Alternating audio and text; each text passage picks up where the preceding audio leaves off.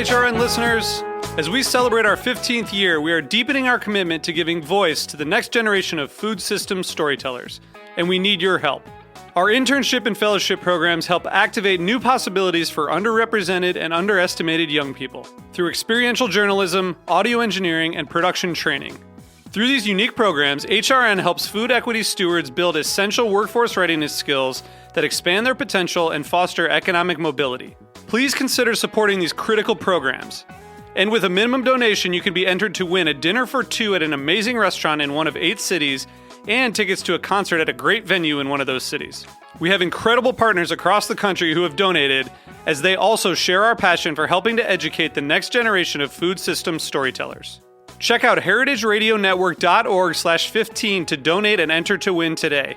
That's heritageradionetwork.org/15 to donate and enter to win today. And make sure you donate before March 31st. Thank you. You're listening to Heritage Radio Network. With more than 30 weekly podcasts, Heritage Radio Network has something for every food lover. Learn more at heritageradionetwork.org. This episode is brought to you by Hearst Ranch, grass-fed beef raised on California's Central Coast. Available seasonally at select Whole Foods markets. Learn more at HearstRanch.com. This episode is brought to you by Wisconsin Cheese. We do more varieties and flavors of cheese than anywhere else on earth. By pushing the boundaries of what cheese can and should be, find your next favorite cheese at wisconsincheese.com.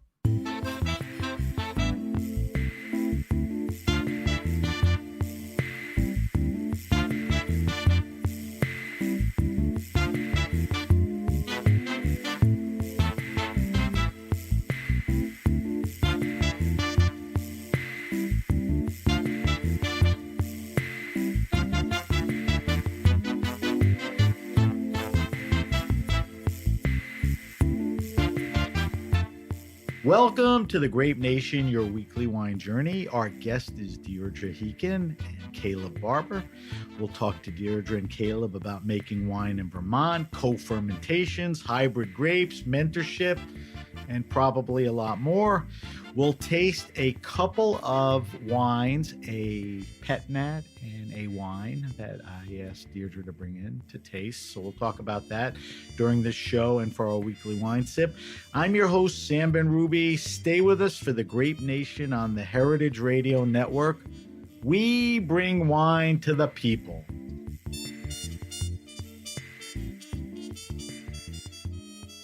Born in Indiana, summers in college in Vermont, dancing their way into each other's hearts, Deirdre met her husband Caleb Barber at Middlebury. Both love food, influenced by Italy, opened an Italian restaurant, grew their own produce, then eventually grapes, and practiced farm to table before it was a thing. Loyal to the terroir and indigenous fruits, Deirdre went on to make alpine wines in the mountains and lakes of the great state of Vermont. Her first vintage was around 2010. You'll correct me later.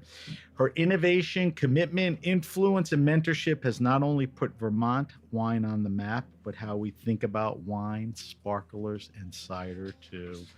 Welcome to the Grape Nation, Deirdre and Caleb. Thank you so much for having us. So we're talking to both of these guys at our studios in Bushwick at Roberta's, the Heritage Radio Network studios.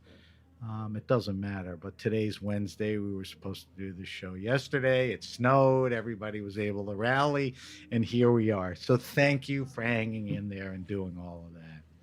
All right. So this is kind of an interesting, silly question, but what brings you to town?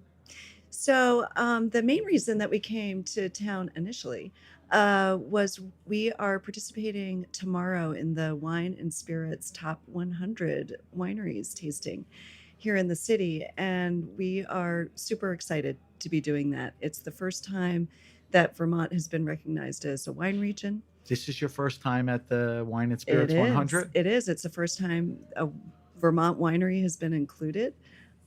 So we keep kind of joking and saying it's our Judgment of Paris, but it's. I think you earn your chops where it's less judgment, well, more thank you. presentation. Thank you. But we're very excited to be representing, our place and being able to share some wines tomorrow with people. So a good side story to that, Josh Green, who is the editor publisher of Wine and Spirits, curates this top 100 wines and literally picks, with his crew who he thinks. So to your point, it's an honor to be there, present Vermont wines and all of that. But, and I know you know this, he comes on the show at the end of the year every year for 7 straight years to give me his take on it. And he's talked about La Garagista 3 times. It just stands out to him.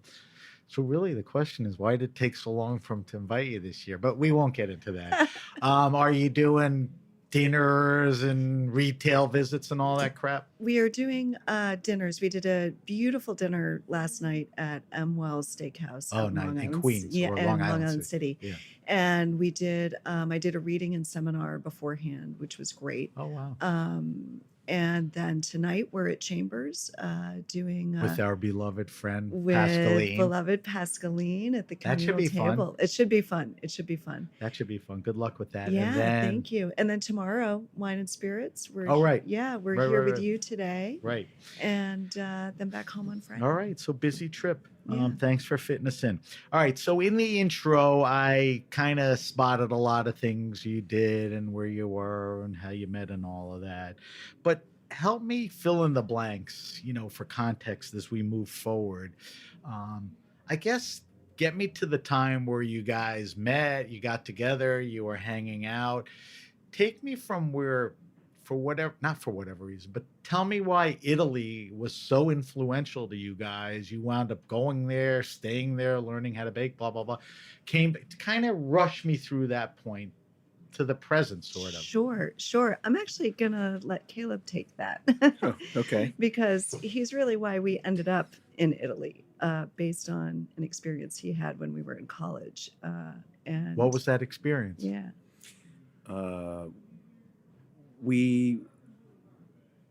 So let's see. I know. Yeah, God. it's a lot. Where Hey, to great jump? idea, I Larry. know. I Where to know. jump in? Right. Come Smack on. right Harry.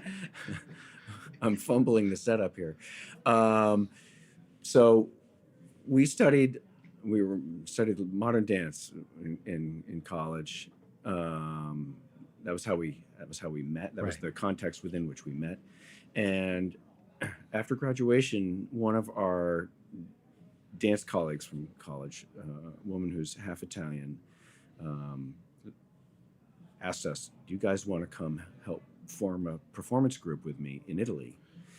So And- unrelated to anything you're doing now, but to Right. dance Yeah. is what you were doing then. Right. I Part had of what we were doing then. We were doing a lot of things, actually. yeah. That wasn't Yeah. accurate. on I had been able to go to Italy for the first time, my first time in Europe, as part of the dance company from the college, right after I graduated, and it's lit my brain up. I really wanted to get back Nice. and explore more and understand more. So we took this opportunity. The timing was sort of wild. We left on one-way tickets the day after we were married. Wow. Yes. Jumped right into that. Yeah. Took a little honeymoon on the way there by train, and then we were in Italy for a year. Was the year dance? Yeah, Was it devoted to the concept of going there to start a troupe? Yeah, we were teaching, creating new choreography, Performing. performing, learning the language on the fly. I minored in German. Deirdre, a longtime student of French. Yeah. German. I had studied Yeah. Spanish previously. He's a language guy. And so we were in it up to our necks. All right, so take me to the point. You're doing the dance thing, kind of fulfilling the original idea, which was to go there and dance and your friend and it. When does the I guess food and wine thing start becoming a thing with you and you guys? As soon as we got back to the States. But were you inhaling it all while you were there? Oh, Yes, absolutely. Absolutely. Like I mean, inquisitive, like that's cool. This is Oh, delicious. yeah. How do they make? No, we knew that we were being exposed to a sort of a life-changing data set, shall we say, sensory experience while we were there, and meeting people who were, were not involved in our dance lives at all, but who were food people. And So what do you do when you come back? You're sitting on the plane saying, "What? We should open a restaurant." where do we or- find it? Where do we find the good stuff Yeah. when I we mean, get back? it was really initially about trying to eat and live and drink in the way that the Italian culture does. We were really inspired by being at the table and what that means in their culture. So when we got home, it was like, okay, how do we eat locally? And at that time, everybody was eating internationally. To go to a restaurant was to have the most far-flung ingredients you could possibly have.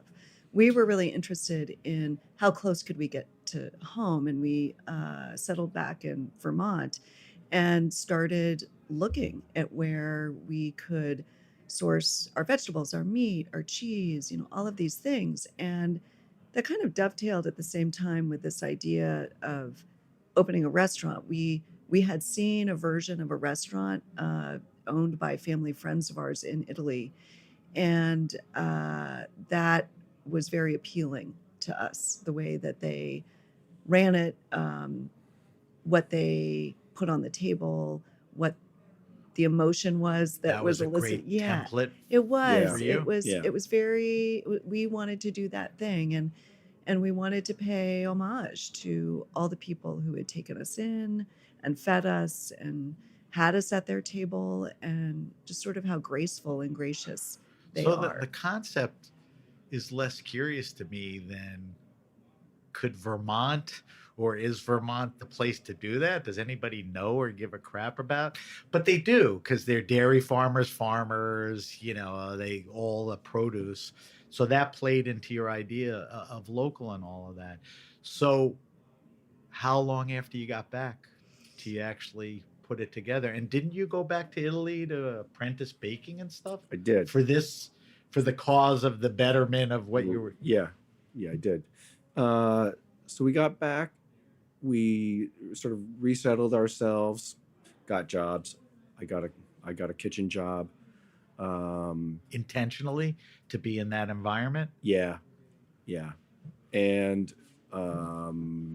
Deirdre was working in publishing at the time, and then as we started to talk about how we were starting to visualize the business that we wanted to create, we decided an important step of our preparation was going back to do some kind of apprenticeship So or you're study dead period. serious then to commit that. Yeah. And we were luckily able to. How long were you living there for that? That was a couple months. Yeah, that was a okay. short So stint. it wasn't And- crazy long. Yeah, it wasn't not crazy crazy long. long. No. Yeah.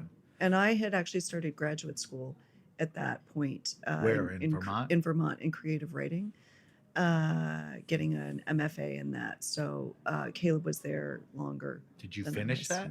I did. Oh, you did? I did. Yes. We'll talk about your Yeah. writing later on. All right, so let's move quickly because there's so much stuff to talk about, but I don't want to rush. Just move quickly. Okay. So you're in Italy, you're back. The idea of Vermont's the right place. You want to open a restaurant. You do it, right? Yeah. When?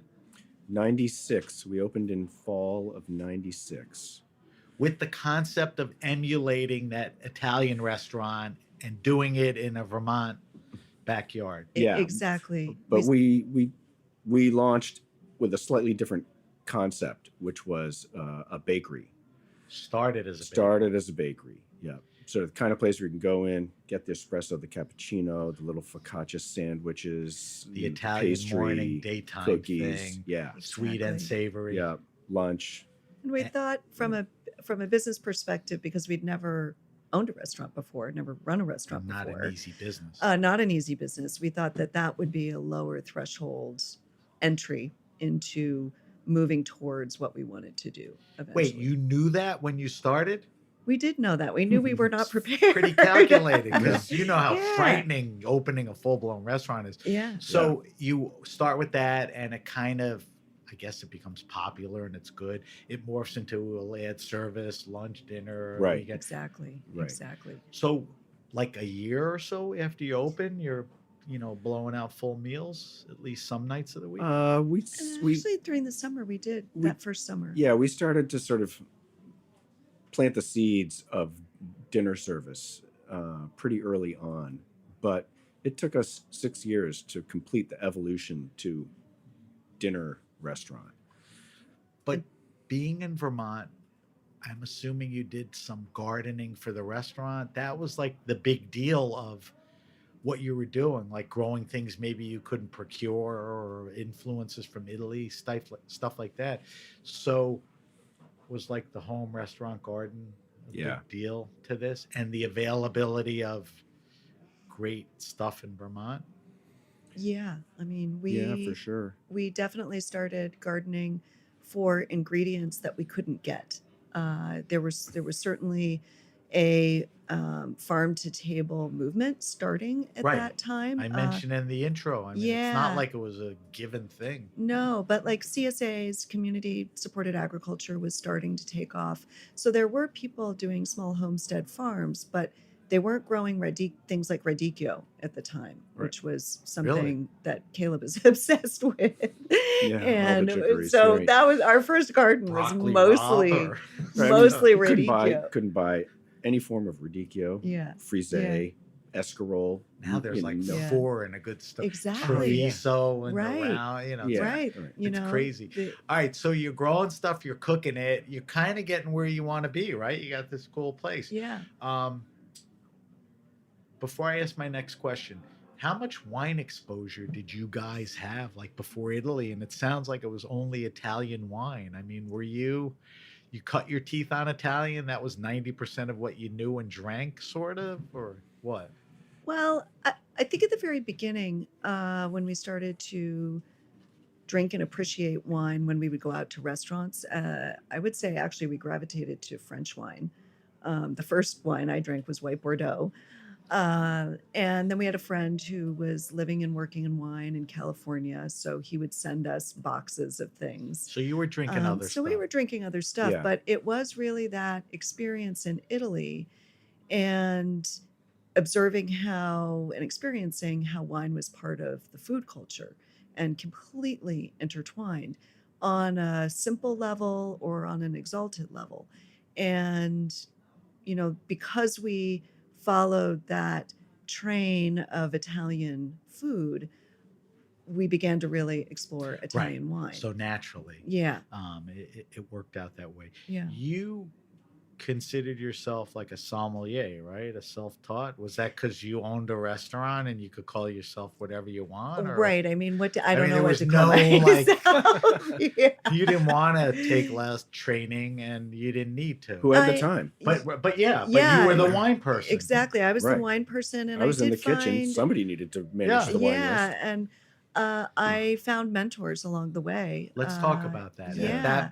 At that point, who were you exposed to? Who was available? Who caught your attention? Yeah, so there was a gentleman who used to work for an Italian importer called Vias, which is VIAS? who's Still been around. around for a long time.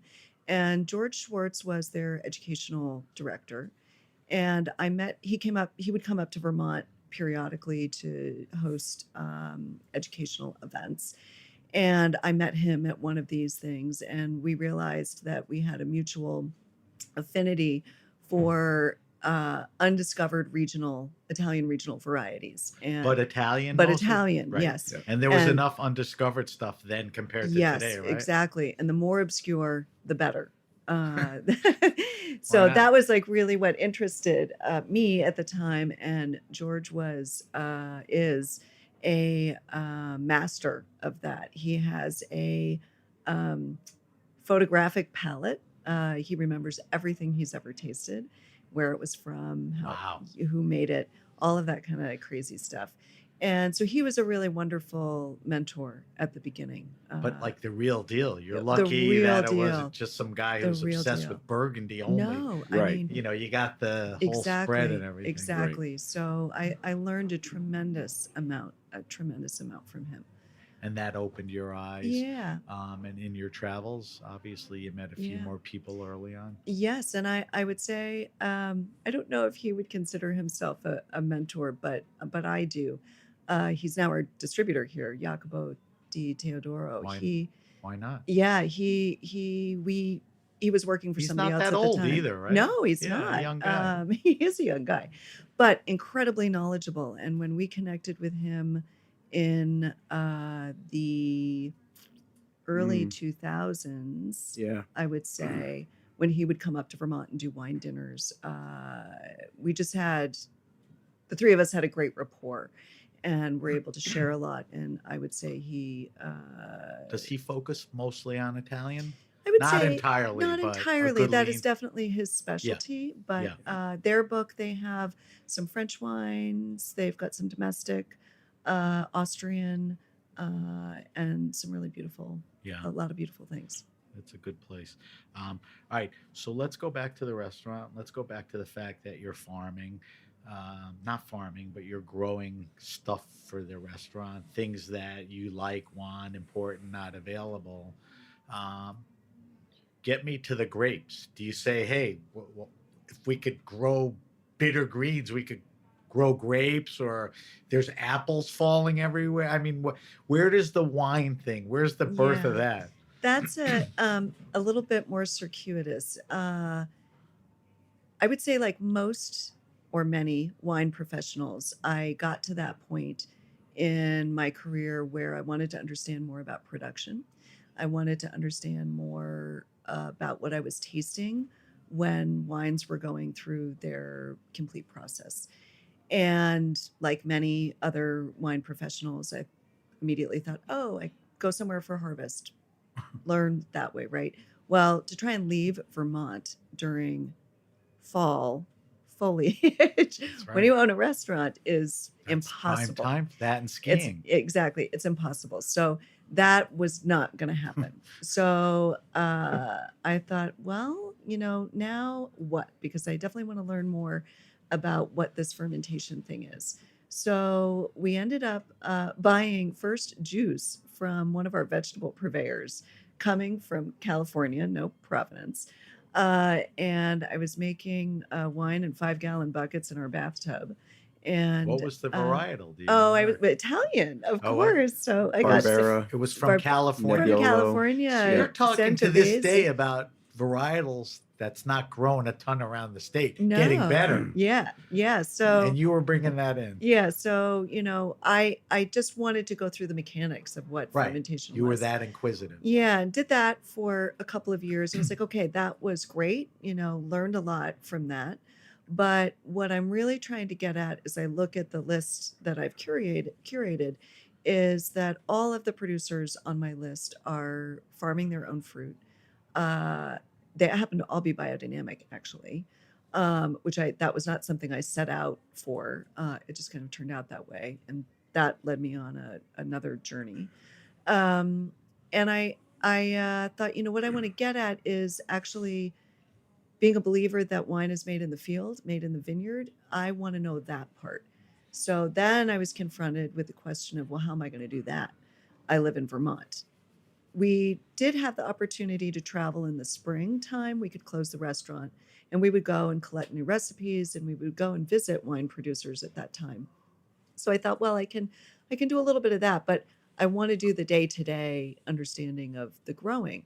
And it just happened that at that time, the sort of nascent world of Vermont wine came on our radar, and we began to investigate, started tasting around. There were people. Yeah, There were growing. people. And So there- you were early and influential, but it was happening. it was Yeah. already happening. It was already happening. There was a first wave. Did of people have a people. clue, or you kind of discovered every aspect of how and what people were doing? That first wave, like most new regions, they were people who were just trying to get plants in the ground and get some infrastructure.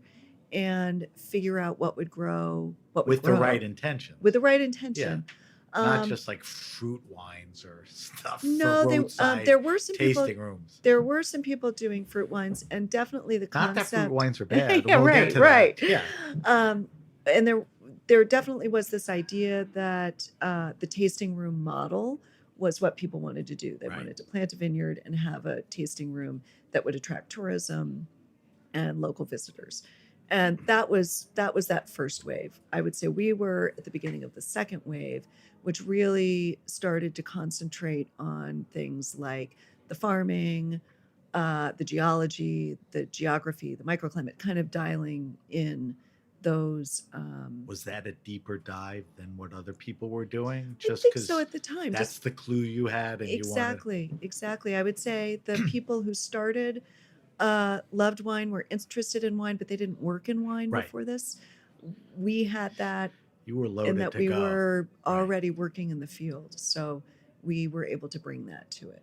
So you eventually, in your little property, you identify some good spots to grow vines, and that's when you started planting, right? Well, it's funny because when we bought our property, we several years before, we would joke about like, well, it has a beautiful southeastern facing slope. This would be perfect for vines. Ha ha ha. Right. Ha. We'll get Yeah. to that. Yeah. You're consumed with it now. Yeah. So let me ask you this question, because it's a good point. People don't think of Vermont as a wine place, right? Well, they're starting to. No. We I know, understand yeah. that. When did you, and I think you may have answered the question, but expand, when did you realize that Vermont could be a great place to grow wines? After visiting the people that started opening wineries, surveying everything? What else? Because we haven't talked about hybrids, grapes, the weather. Yeah.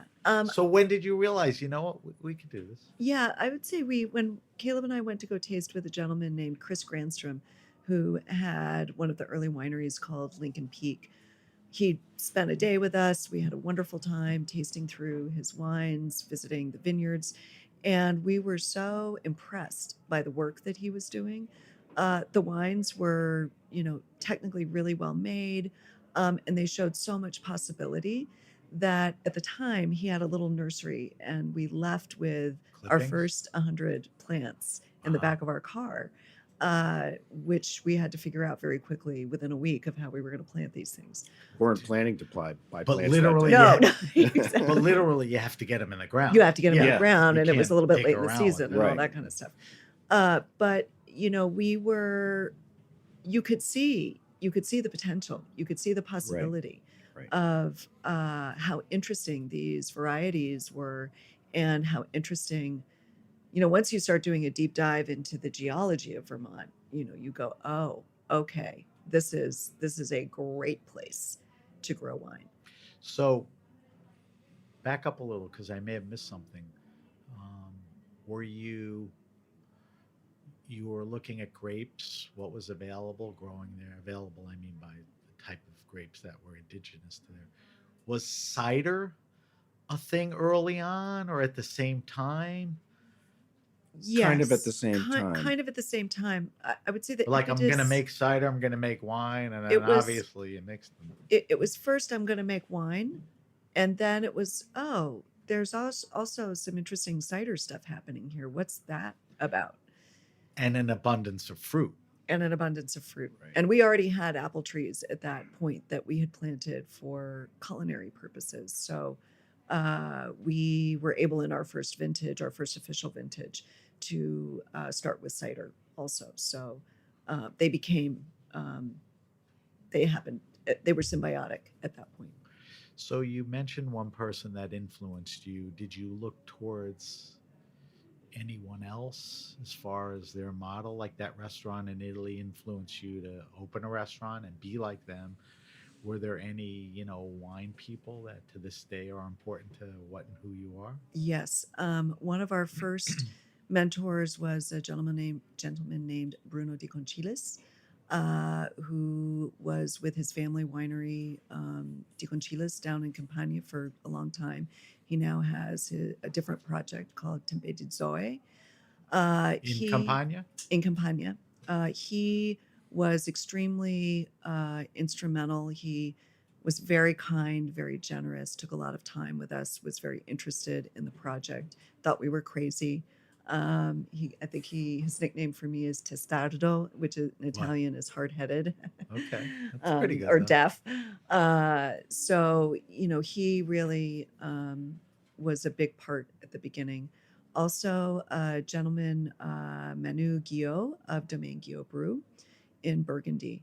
We, by chance, happened to meet him in Vermont, and we developed a fast friendship. And he taught us how to prune.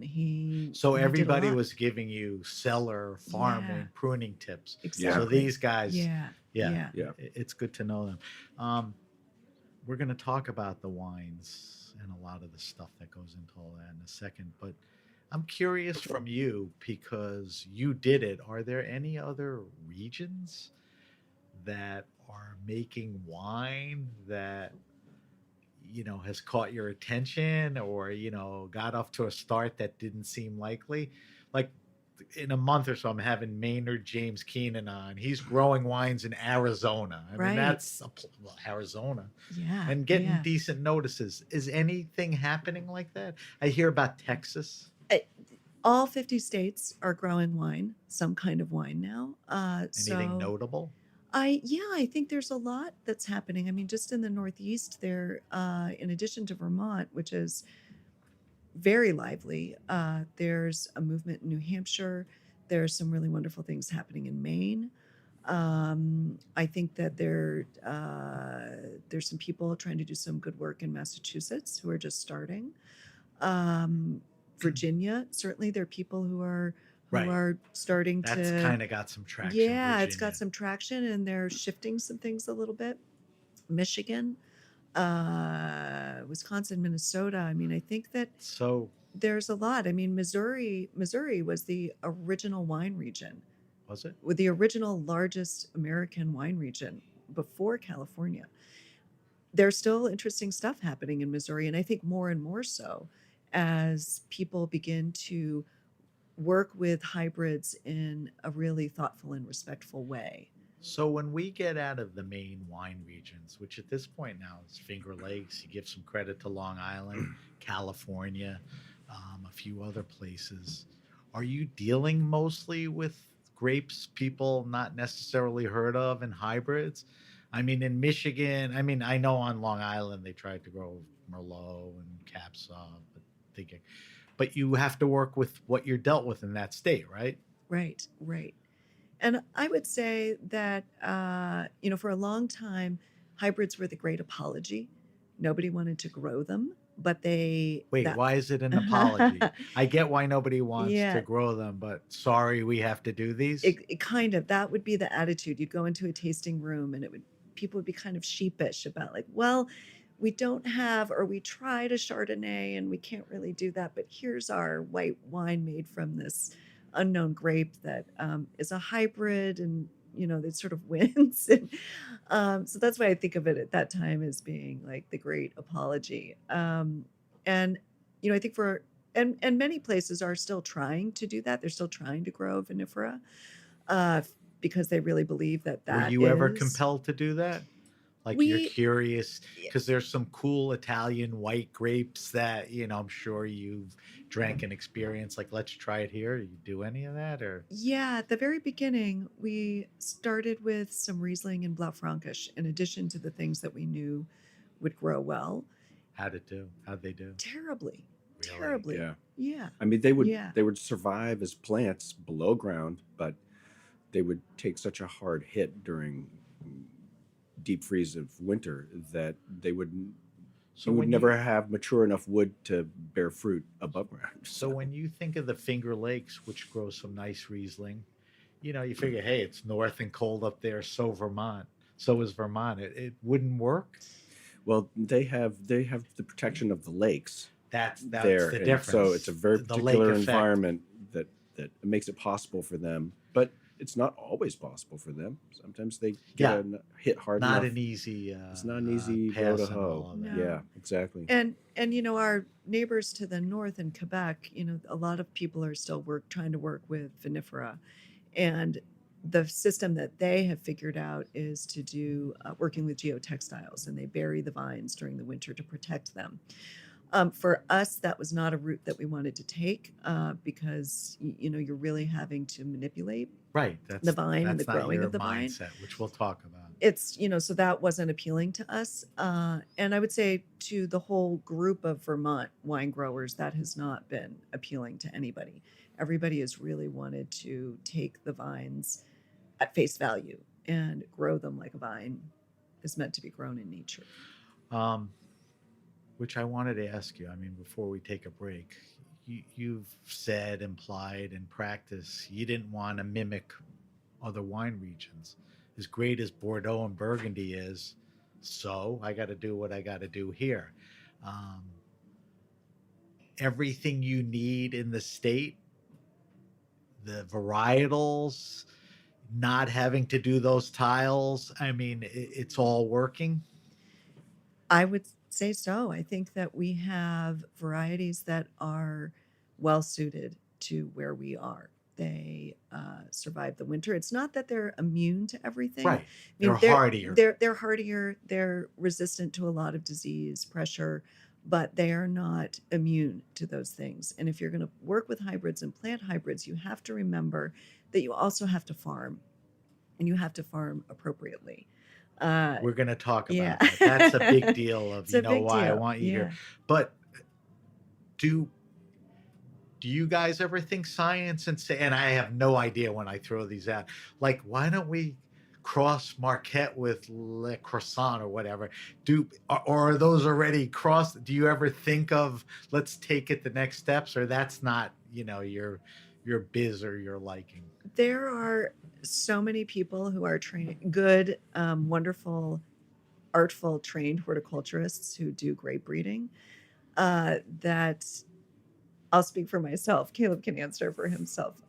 I would love to leave that work to them. Okay. I think it's fascinating. I would love to learn even more One about thing it. to But implement and practice, but thought-wise, Yeah. do you ever stand in the shower and go, I wonder what Marquette and Frontenac? I'm pretty sure it's already happening. Okay. Somebody's already doing I it. would think so. yeah, and it is such a labor-intensive art. You really have to devote yourself to Right. that, I think. It's not a casual It's thing. not a casual thing. And the scene hasn't been around forever, so people are starting to realize. Right. All right, we have to take a quick break.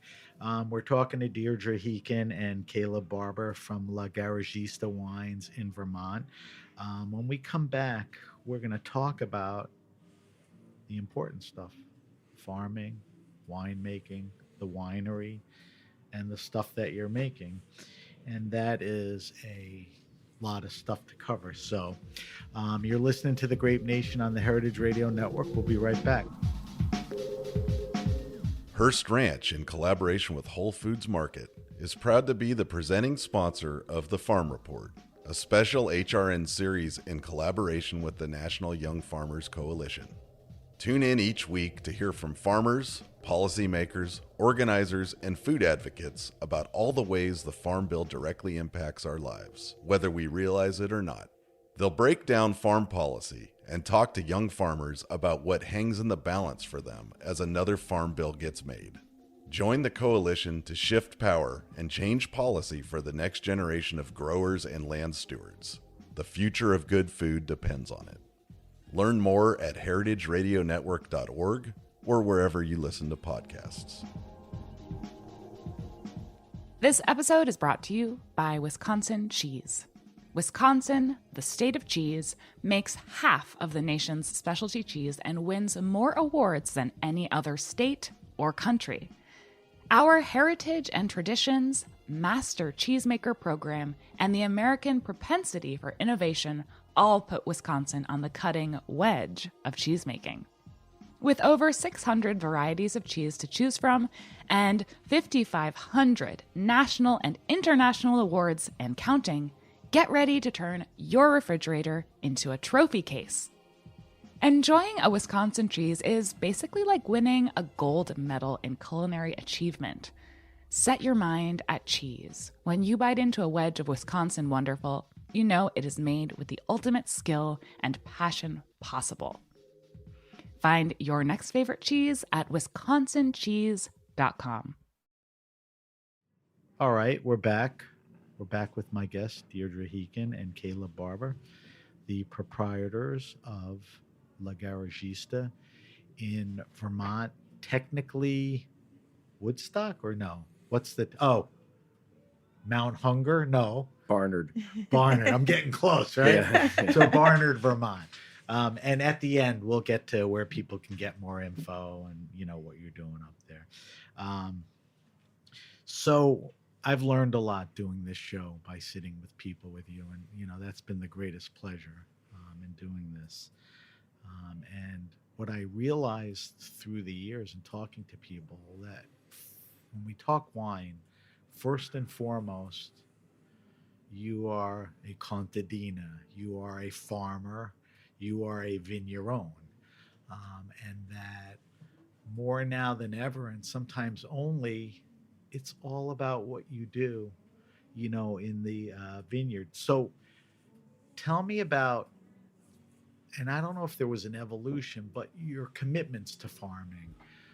And I don't want to get into labels like natural or whatever, but farming organically, biodynamically is not a thing. It's a practice.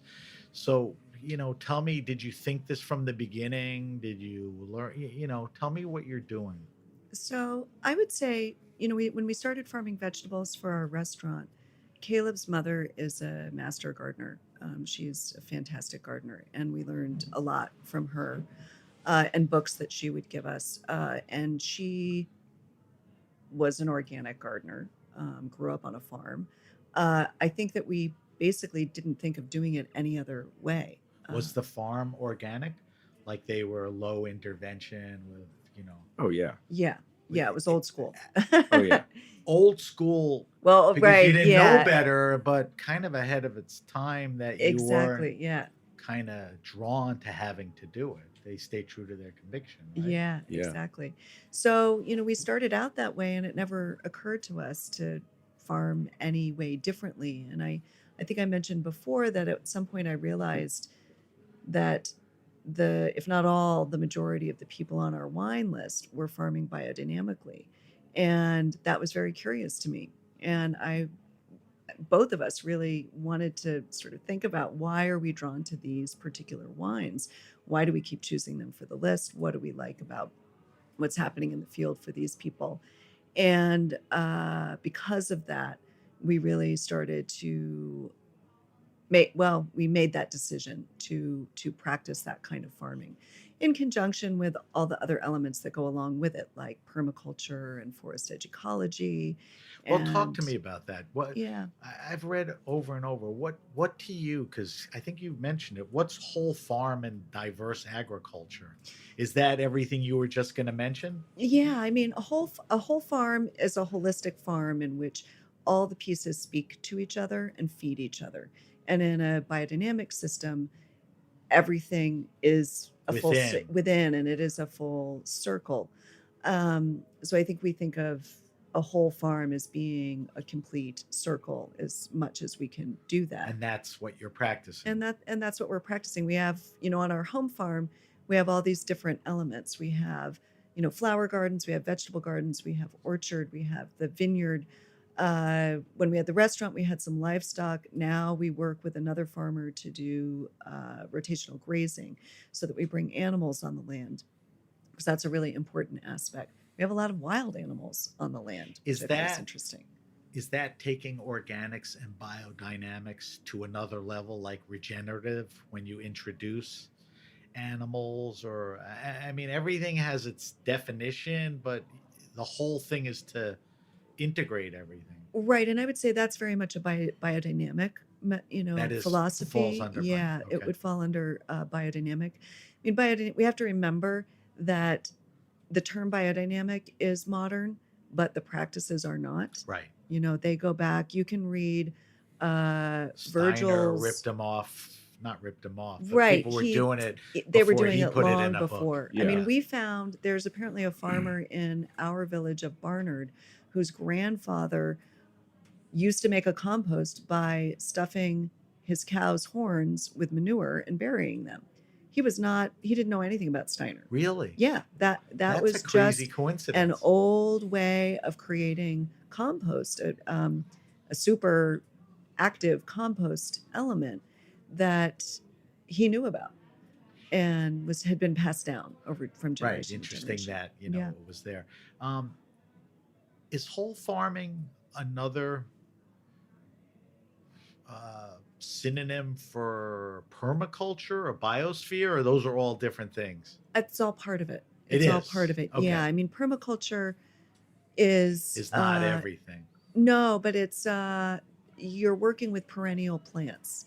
And that's especially when you're working with vines, which are perennial plants, it's important to have both perennial and annual plants that communicate with each other and feed each Right. other. So, that is the permaculture aspect Right. of that. Right. Does it take, I know the answer to this, but I want you to expand on it.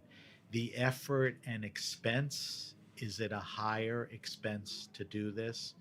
And the effort to farm biodynamically and organically requires, way more attention, or you get into a groove. I'm sure you can do it in ways that are as expensive or more expensive than conventional chemical farming, but I mean, from day zero, the first directive we operated under was no chemicals. Right. And our inputs, we use some copper, we use some sulfur in our sprays, but then the rest of our sprays are things that we make. We make compost teas from generally things that are growing in or immediately around each vineyard, so that we can treat each vineyard with its own pre-existing elements. Was the property in good enough shape that you didn't have to bring anything back? Because you hear about people, whose family farmed industrially and they wanted to go organic, so they had to go through a whole process. Your little estate stuff and your lake stuff was in good shape before you? So our home farm had once been part of a larger farm, but had not been farmed for many years. And in fact, the previous owner was trying to let it go back to forest. So tons of good stuff. Going in the we right have, direction. Yeah, we have nettle, we have horsetail, all these plants that are useful for taking care of making teas, plant teas and medicines. The 2 vineyards in the Champlain Valley that we took over in 2013 and that we still farm had some conventional practices. So there was a process of a few years of Turning it over. turning to it get over. to the right place. And it is amazing, to take a piece of land like that and start working with these methodologies and practices, and the change that you see is crazy. I mean, if we weren't believers before, The change in what? Looking at the soil and the soil life. Once you plant, seeing the difference in the vibrancy. Yeah. All of that stuff. Everything. The energetic response everything, from the everything. vines. So there was, in our Vergennes vineyard, there was a block of Marquette that was was really struggling, really struggling. It was riddled with really difficult fungal disease called Phomopsis and had some anthracnose, and it was not happy. This is an acre of Marquette. The first vintage, we got 800 pounds from it, which is like nothing. Right? By year 3, we were at 5,000 pounds. Wow. Yeah. Jesus. By year 6, we were at, I think we did 8,000 pounds that year. We had And gotten 8,000 That's pounds. not a testament to why. right? And right? it took those 6 years for those fungal diseases to disappear completely. Now it is one of the healthiest blocks that we farm. It's a great story. It's like That is a great it's story. it's so strong. Yeah. Yeah. It's amazing. That's a great story. I think now's a good time, Caleb, if you can help us.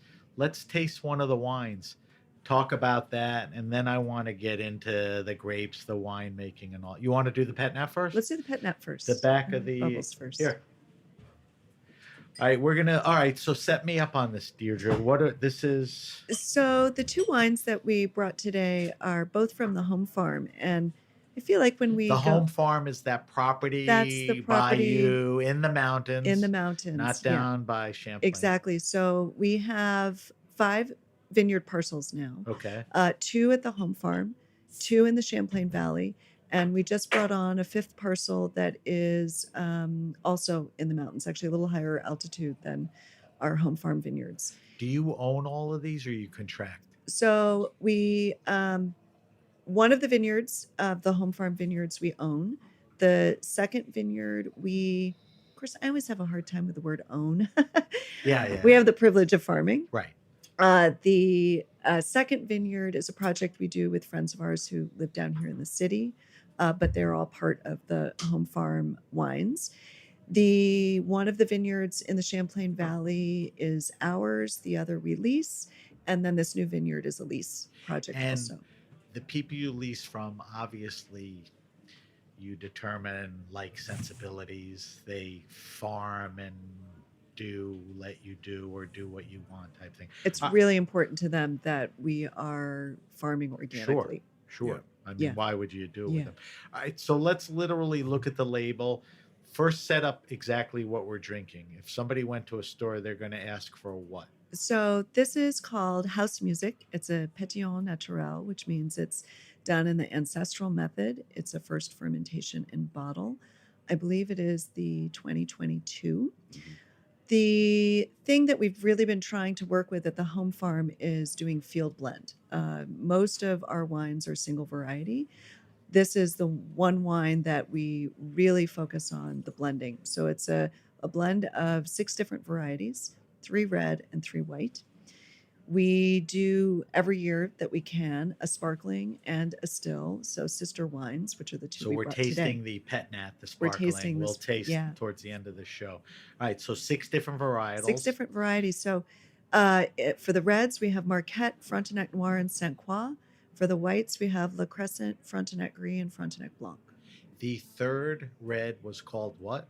Saint Croix or Saint Croix, Oh, depending on Okay. where you're So from. let's do a quick evaluation. I'm looking at this and it's kind of a neat purple, right? Yeah. You know, teeny bit translucent, not brooding, but not light. Tell me, I suck at this, so I defer to you. What's on the nose here? Oh my gosh. Today for me, I wonder what kind of day it is actually. If it's a little farmyardy. I like that, yeah. Minerally.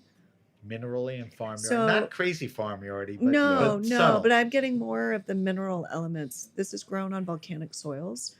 So we have everything from clay and limestone and shale to granite to amphibolite, garnet, quartzite, gneiss. So all of that is, We have all of that.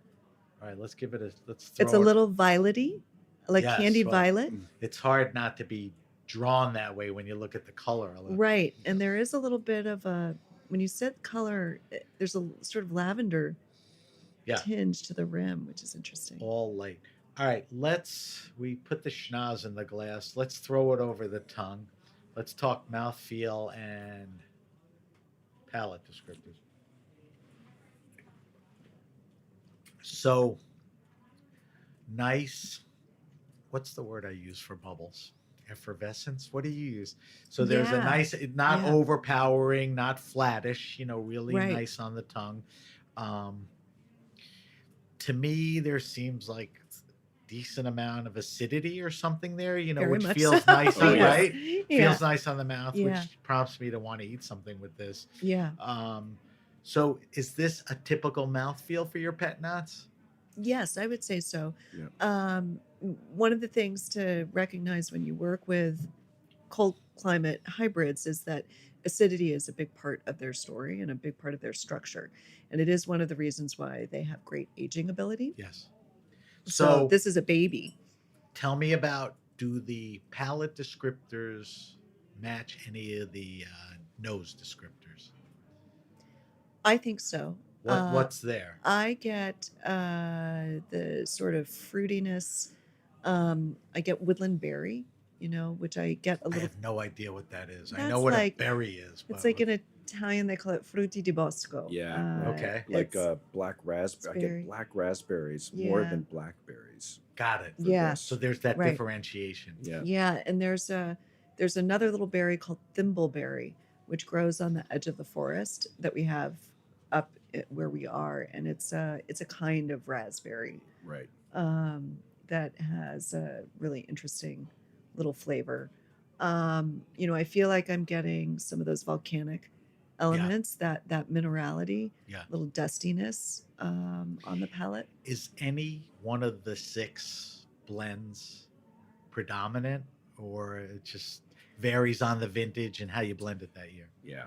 Like this Yeah. is not a Marquette-driven pet nat I type thing. think Right. this is a really balanced pet nat of the 6 varieties. I would not say that one is speaking Dominant. more than another Right. to me.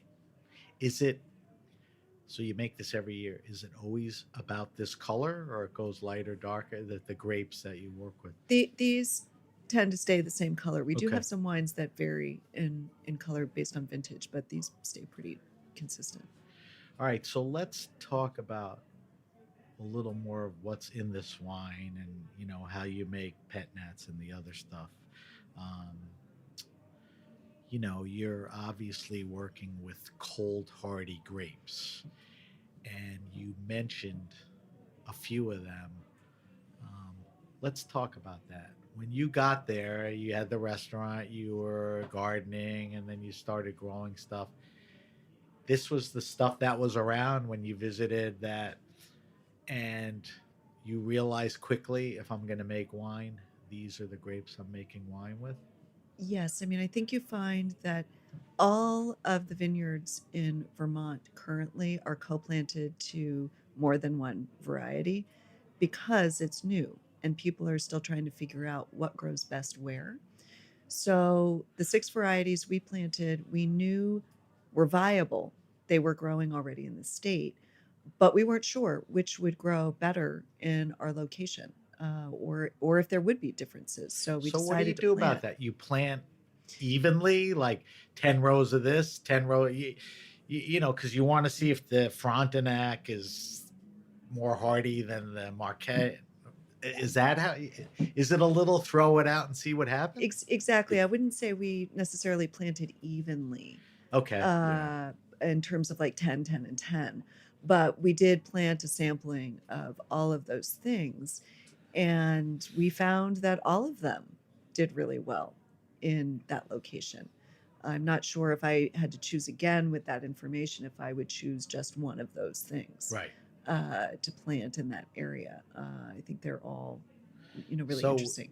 We've mentioned more than once, you have a vineyard on the mountain and property, and then down by the lake. Does that go for all varietals, or does something grow better at the lower elevation, or Just differently. Just differently. Just Which is differently. great. Yeah, they just have different so expressions. you won't not plant something lower because it's whatever it's Right. We and you- haven't found or that. opposite. Yeah, we haven't Right. found that in the sites that we work with that there's something that doesn't work or something that works so much better than another thing. Everything we've planted or have inherited has been really interesting. So Just different. this particular pet nat, it's a field blend with 6 varietals. When we talk about your other wines, we're talking not field blends necessarily, and we're talking about 1 or 2 of the varietals. Just roll through the varietals, there's Marquette.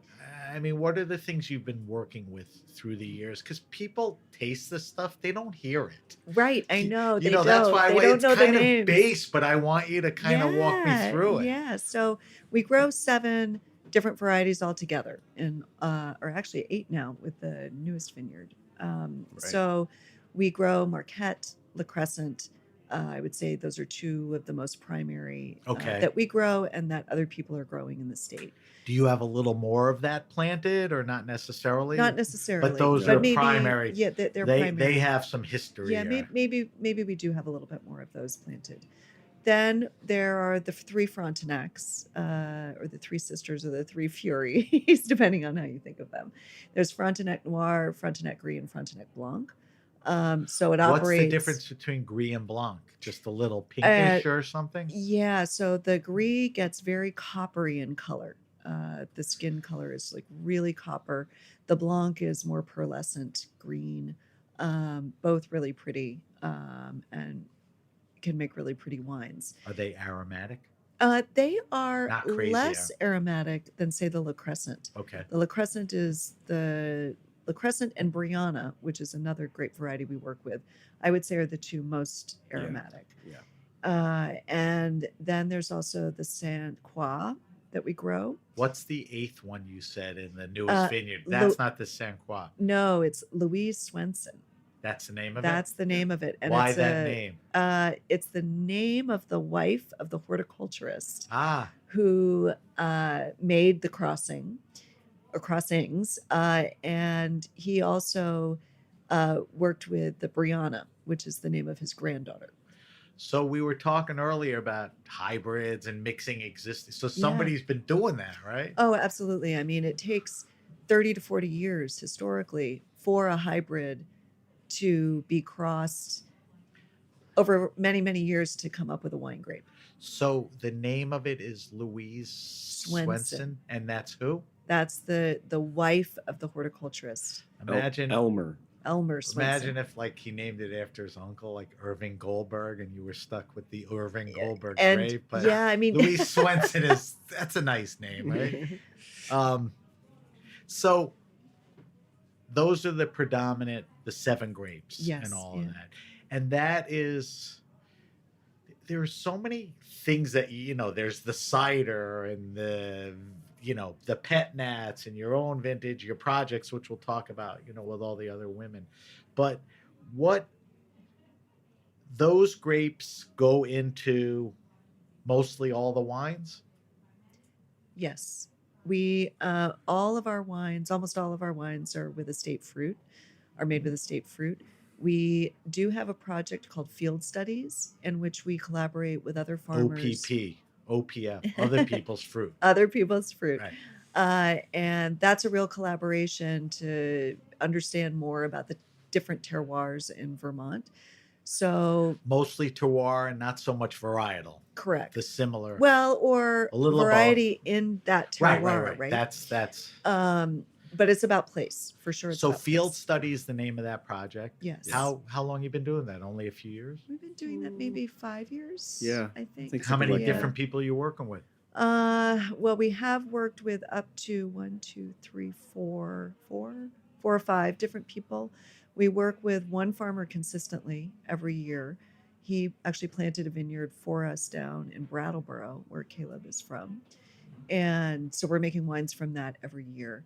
And then it's kind of catch as catch can. If somebody has a little bit extra, somebody who's farming, we really appreciate. Yeah, we're interested in open. Maybe this is too narrow of a question, but from doing the Field Study project, is there 1 or 2 revelations that you came away with? Like, listen, we've been farming our own land, mountain, lake, but we've worked with these other guys. I mean, did something come up or about that, was new or different to you?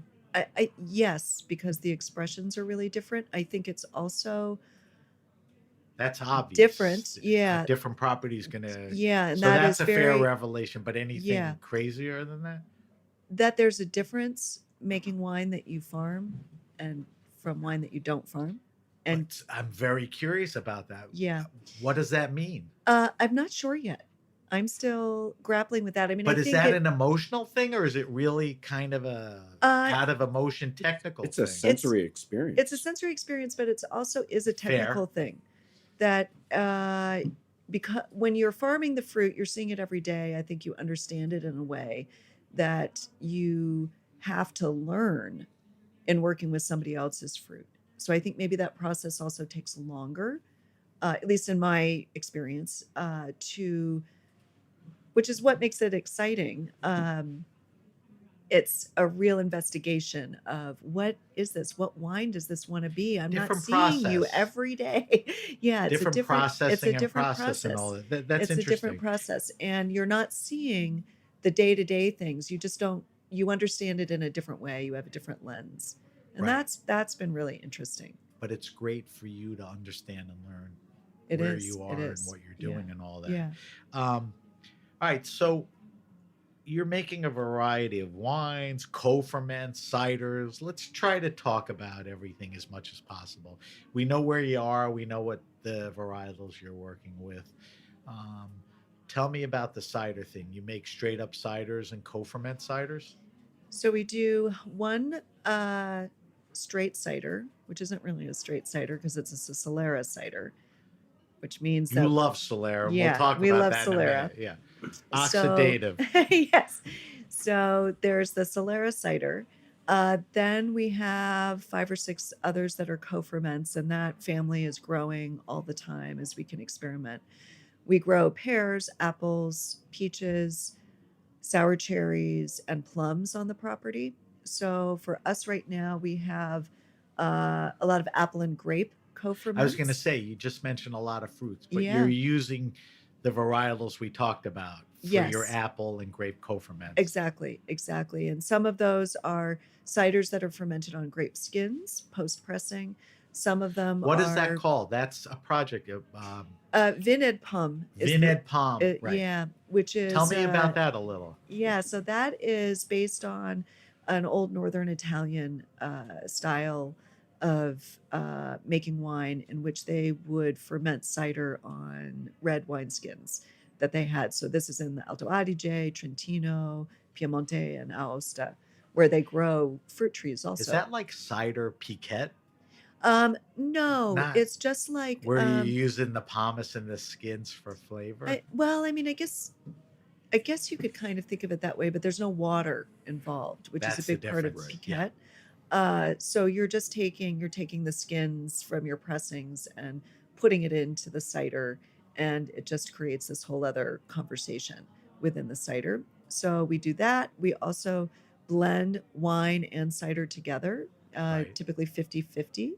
We have a couple different cuvées that do that. We have one of our newest ones is a red Marquette Petnat that is Red fermented with Marquette peaches. Petnat, Yeah, where you're adding peaches. yeah. And so it ferments on the peaches, and then we withdraw the peaches and bottle it as a Petnat, and that's been one of our new favorite It sounds things.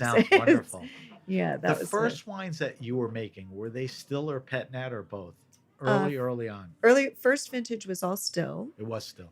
We did do a sparkling. We did a champagne method the second vintage. Then by 2013, so 4 years in, we got interested in trying to do pet nats, and we did that. Right. Started doing that year. Which was kind of early on in the pet nat thing. I mean, It you'd go was, to it friends' was. houses and say, "I brought a pet nat," and they go, "What?" It was, and it And was now it's early in America also. yeah. Yeah, there were I mean, maybe to the whole game. 5 or 10 of us who were making pet nets in American wine at that time. Crazy. Yeah, It's and we the were all greatest. it was great. We all talked to each other like, "How are you doing this? What are Right. you? So what it was sugar a are you nice bu-" community. It was a nice community. I mean, yeah. pet nats yeah. are awesome for, as a gift for a dinner, food. I mean, it's just, They're wonderful. We anyone I love bring them to, they're like, "What is this? Where do I get that?" It's Yeah. like, "All right, calm down. I'll get you the info." them. All right. So we talked about domain wines, pet nats, the Vin Ed Palm, which is co-ferments over the grape stuff. Let's get a little into oxidative wines, all right? Yes, yes, So there's a thing called lost causes and desperate cases. yes. That's like your oxidative wine project. How Yeah. long have you been doing that?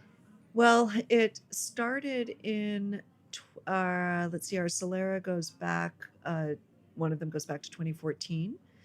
We didn't necessarily know that that's what we were going to be doing with it, but they were wines that didn't fit the window of what we felt the wines we were making were. So, for example, we make a wine called Vino Yanku, which is a skin contact La Crescent. We had some La Crescent from that vineyard that just didn't, it wasn't the Vino Yanku. It didn't tell that story. So we held it back, kept it in a demijohn, and just let it do its thing. And we would do that every time we felt like something wasn't within that particular wine.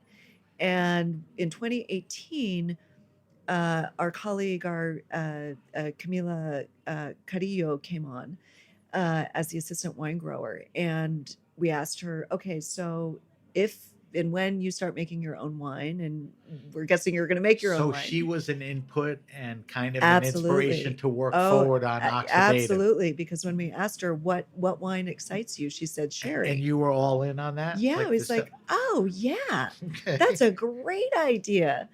So she and I started tasting through all of these things we had been saving, and we're like, oh yeah, that could be a sherry. Yeah, that could be. Let's make rancio with that. Let's put it outside for the summer. So she was very instrumental in that evolution. So from of those 18 wines. on, you've made a commitment. Yeah. I saw you at Character, I think it was in November, and you said, Yes. try these. Yeah, yeah. I think, was she there, Camilla? She wasn't Someone there. else was there, maybe somebody Yeah. who works with you, but they were terrific. So when you look at lost causes and desperate cases, how many different things are you making? Right now we have 4. Okay. And I can imagine that will increase over time as I think we're now on label 37. We Really? make about 35 different wines. Yeah. We talked about field studies, Yes. which is your opportunity to kind of look at the land around there. And now talk to me about something that I think is very cool, and it's your other projects, which besides talking about you being an author, which we'll get to, and you have a new book, you are a mentor, and you have a trail that you've left behind you of bodies that are doing a good job with this. And, I'll name names and then we'll tie it together. La Montanuela, if I pronounced it right, Lilith, Yes. Disciple. These are women that have worked with you, that have learned the trade, that are either a La Garagista joint or they're on their own or whatever. Tell me about that. Obviously, earlier on, these people were working with you. They had a great time. You felt the need, I guess, to teach and embrace, and it really stuck, and it's a good thing now. So we've had a long history of mentorship. When we had our restaurant, that was something that Caleb and I felt really strongly about, and we kind of didn't know it was going to happen, but we ended up being able to work with a lot of younger people, high school students in particular, who then stayed on with us as college students and have now Really? become adult friends who are That's pretty married and have kids. So that was really rewarding, and we knew that was something that was important to us to be able to give back in that kind of way.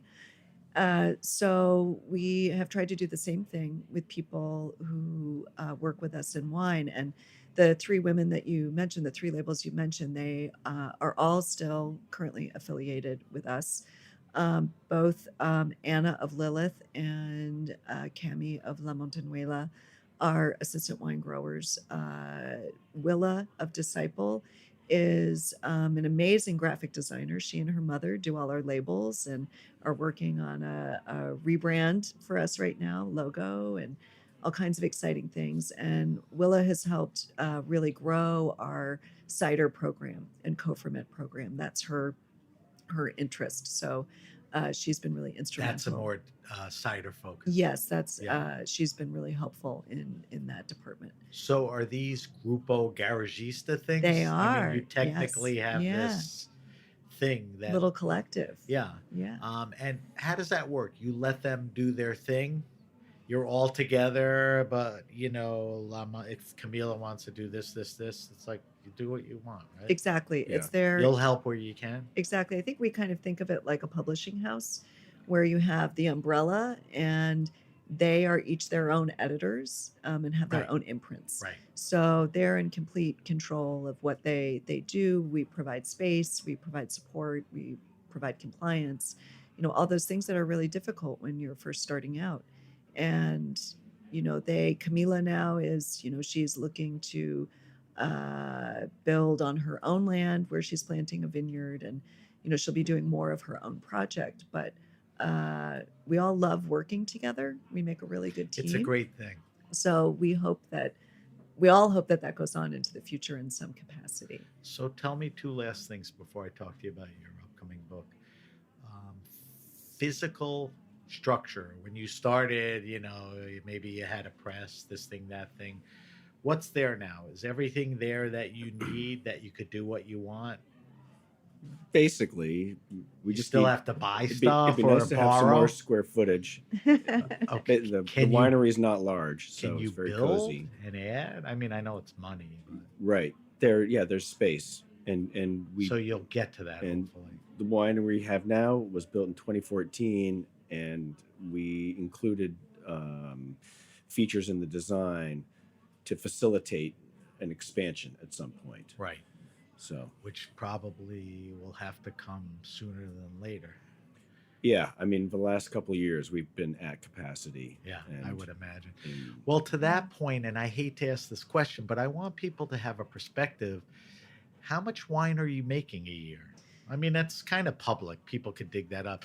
But, because you're big in your thoughts and what you do, you may be small in your overall output, but not so small for what you're doing. So give people an idea. I mean, how much stuff are we pushing out? Yeah, so we're at about, in a good year, we're at about 1,000 cases right now. Everything? Of Everything. everything. Jesus, so- that's less than 35 I labeled. thought. Yeah, so it's my really God. tiny. So people, this is some pretty well thought out, well made stuff. There's not a lot of it, so you got to get Right. your ass on it, right? Yes, you If do. you want it. Yeah. God, I didn't realize that. Yeah, so and to your point, you'll be able to increase hopefully production with space and all. right, Of right. that.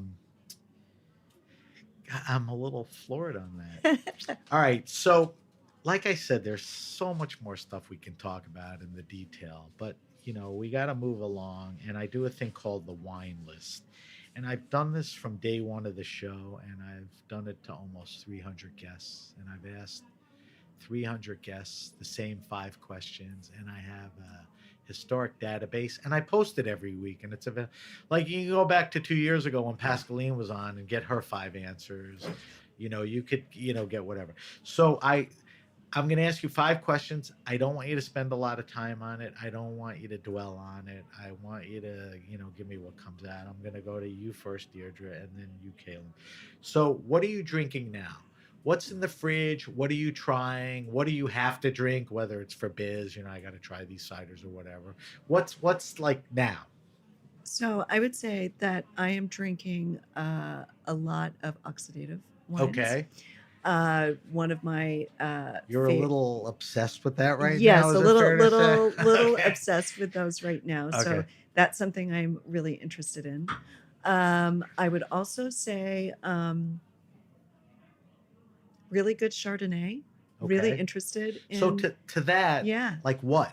Is it Burgundy or yeah, is Burgundy, it what? or I'm interested in give me like what's give me a is specific happening. thing or two. And we just had a beautiful Chardonnay made by a friend in Oregon, Okay. a label called Perkins Harder. Oh, never. Heard of I it. haven't even had a chance to tell her how wonderful it was. See, that's why I do this, Yeah. so people can discover. We had a beautiful Chardonnay from our friend Alex Krauss at Barraquino that was really stunning. Is that California? Also California.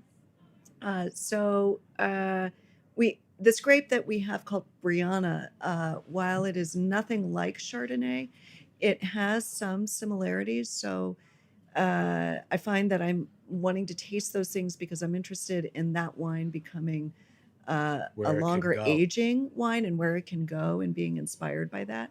I would say I'm looking to white Cote d'Aron also for that. Well, Uh, any any Cote Rhone d'Aron, white yes. is a cool wine. Yeah. You know. And I would say, that also I gravitate towards that right now in terms of our red wines as well. Sparkling. All right, that's good. Yeah. Any Sparkling bubbles. what? Bubbles, Okay. bubbles. Give me a few answers. What are you drinking now? Obviously, you're sharing some of that, but what about you? Yeah. Well, one thing I've been having to taste recently is the new pet nats that are coming. The 2023 pet nats. I'm just starting to disgorge those now. Your stuff. Yeah. So Our stuff. you have to. So every taste year it. it's kind of a get reacquainted period with that.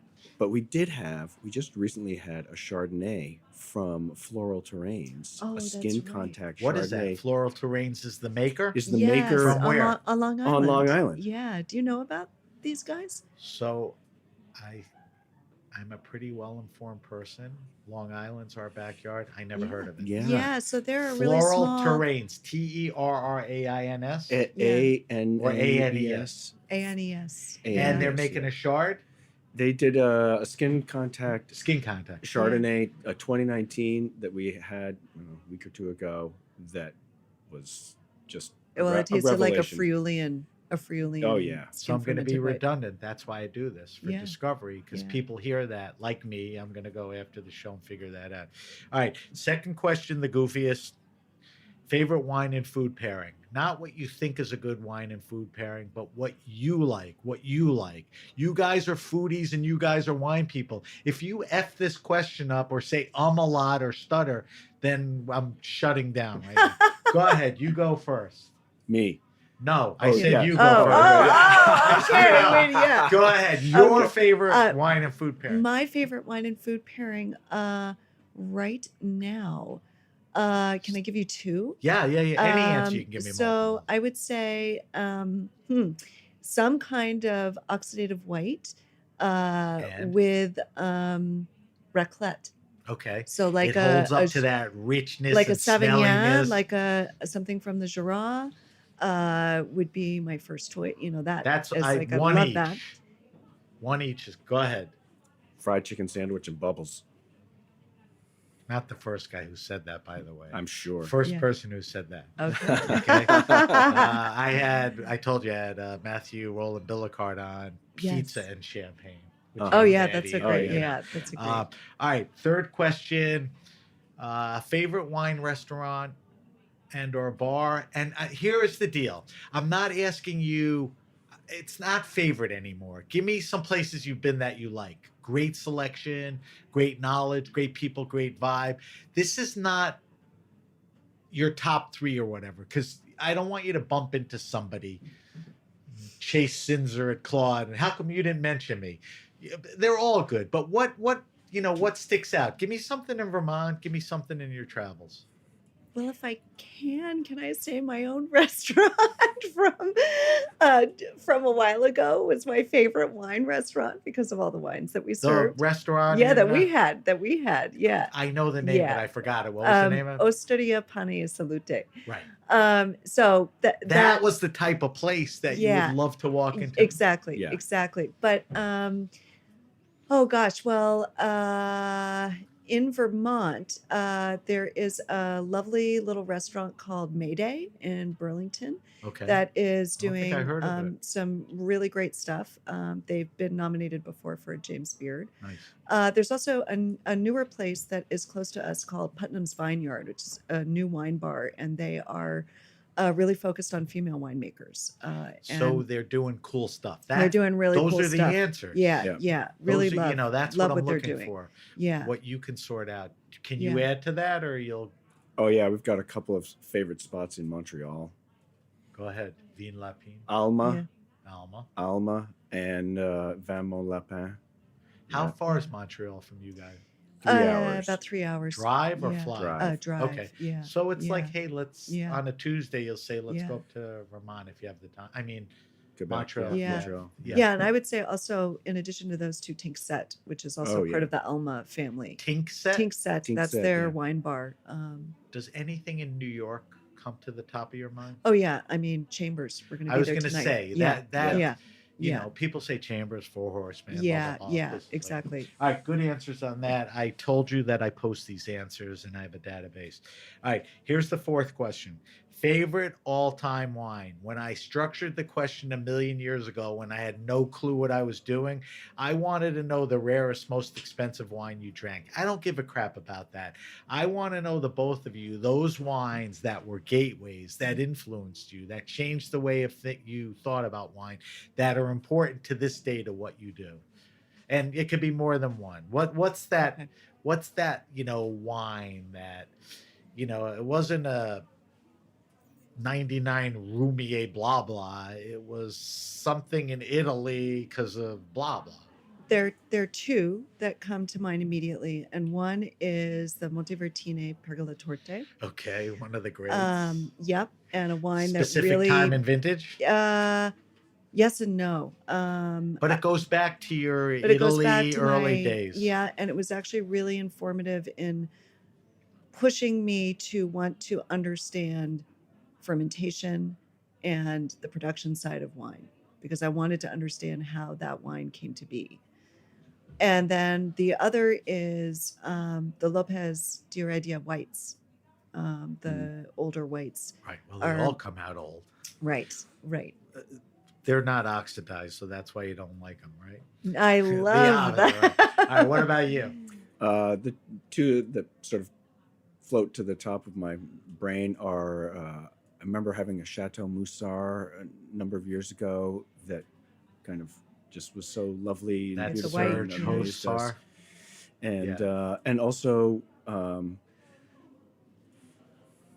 I don't know, a handful of iterations of Trebbiano, which is one of my Abruzzo? favorite grapes. Yeah, Trebbiano d'Abruzzo, but also some Tuscan expressions like the Anatrino. I was gonna say the Anatrino, yeah. Trebbiano. Yeah, that's a It's good. just, it's a classically that's a good like category. Yeah. underrated grape, but I think appreciated by so many I for what had, it can become. Chiara Pepe on not that long ago. Oh yeah. Just staring at her and the wines. Like, when are we drinking that? Yeah. All right, last question. And you guys should be able to handle this. The question is, recommend to me the best wine around 15, 20, 22 bucks retail. So I'm looking for value. Listen, my kids are in their mid-late 20s. They can't show up at a party now at that age with crappy supermarket wine, but they can't afford like 50, 60 bucks. So how do you wow at 15, 18, 22? You can give me a region. Muscadet kind of pulls it off for the price. You can give me a maker. You can give me a category. I need you to break it down by a red recommendation and a white recommendation. And by the way, do you have any of that? So let's throw that in. Right. So okay. So if we want to go our direction, I would say, like, if you're buying from us at the farm, we do a co-ferment called Novello, that is cider fermented on red and white skins. It's a beautiful little rosé. We've got it at 23 Okay. bucks. So that's cool. I was thinking of That's super cool. Yeah. Problem is you make 1,000 total cases of I know. everything. Yeah. So there's not a So, lot of, yeah. maybe 40 cases of that. Then I was thinking of the Un Litro, the What is that? Ambalaya. That is the project in the Maremma of Elisabetta Foradori. And it comes in a liter bottle, and it is a lovely, fruity red. It's always good. And that's a reasonably priced. it is. It comes between. And she I think makes it's between wine 15 and Central 20. North, Well, she's up in Trentino. right? Yeah. Which is So this is a so she project she, has a Maremma does. project. Yeah, she it's does great this to with hear somebody that, else. So and it's reasonable. that's reasonable. All right, so Um, there's your red and your white. there's the red. What about you? Do What you, could I mean, if I were talking to a young person who is saying, how do I identify a bottle of wine that fills this role? I was like, you got to find a wine shop with people who want to talk about wine in it, but give them some pointers. Like, I need to take bubbles I need to not spend a fortune. What do you have in the Cremant category? Or what do what? Or that store recommends Cremant is an option you don't know about. Right. So you gave me a very coy but the greatest answer, and I try to emphasize this as much as possible. Go to places like wine stores that are neighborhoody, where you sense it's not like a supermarket or a Bottle King. Yeah. Talk to people, but to your point, tell them what you like. I'm into sparkling. Yeah. And they go out of their way to curate, attain, Yeah. and do all that. And same thing with sommeliers. Yeah. I want to yeah. try something different. Well, we have Yeah. wine from the Canary Islands in Vermont. Oh, well, what's the Vermont? Yeah, exactly. So that's your answer? Sure. Yeah. Okay. All right, we'll take that. All right. So as I mentioned, we post your answers on social media. I do, I promote the show the whole week, and then towards the end, I list all of our wine list stuff so people can do that. And then, like I said, there's a database of it.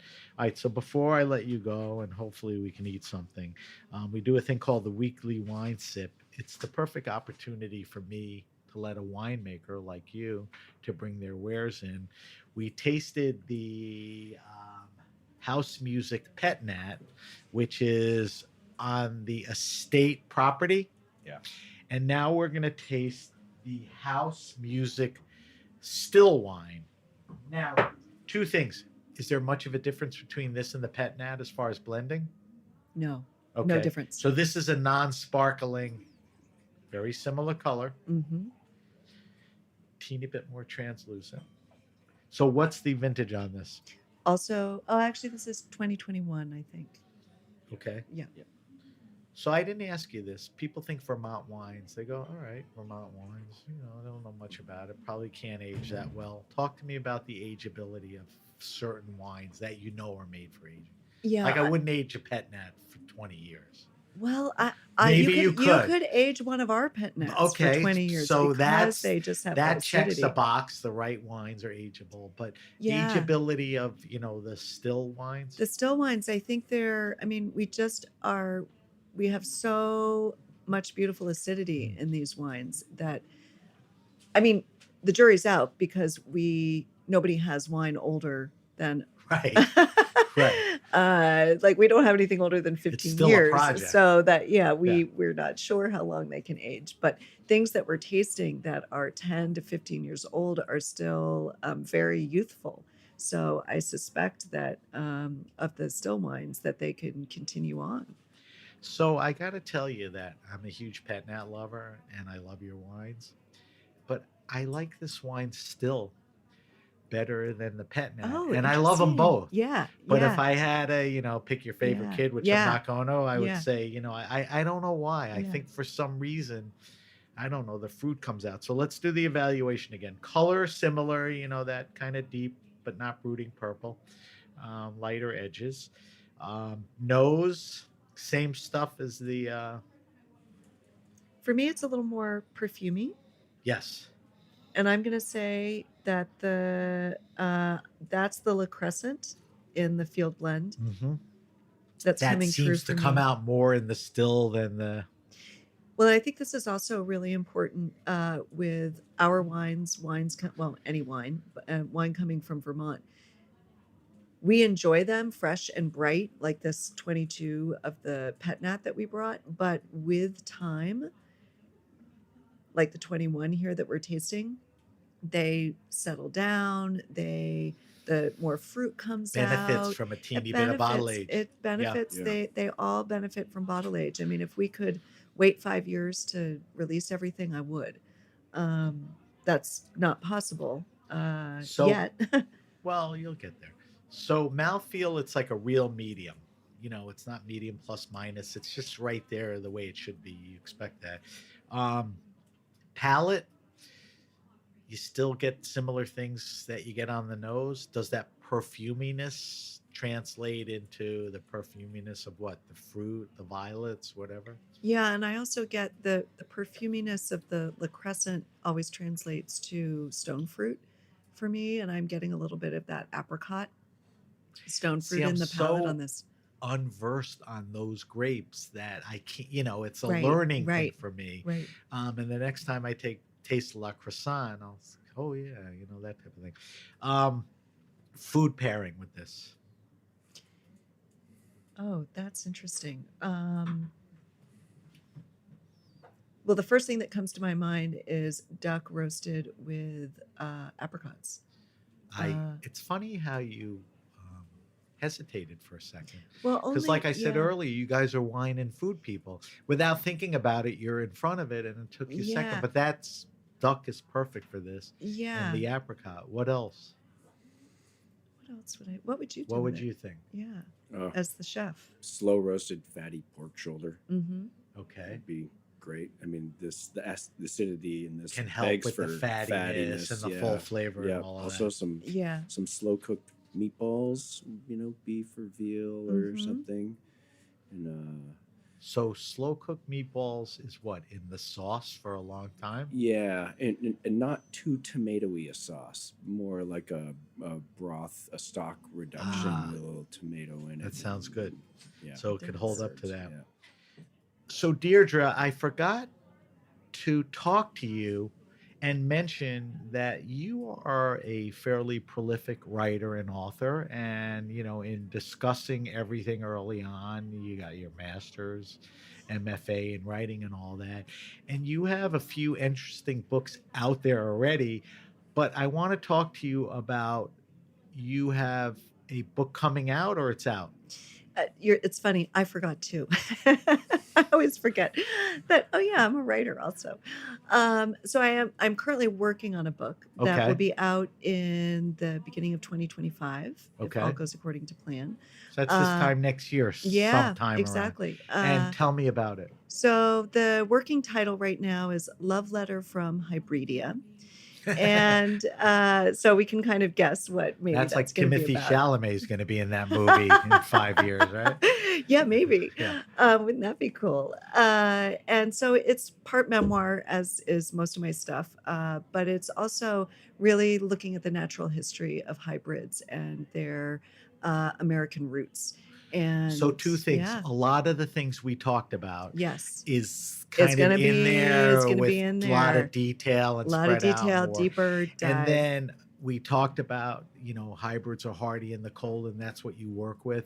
So this is really your dissertation understanding. And Yeah, and going back to their origin here in America, going back 200 plus years ago, and their impact not only on American wine, but their impact on European wine, their rise and fall from favor, and what I'm seeing is their rise again, and how they're going to be really, how they already are really important in terms of everything that we're dealing with climate chaos. so give me the name again.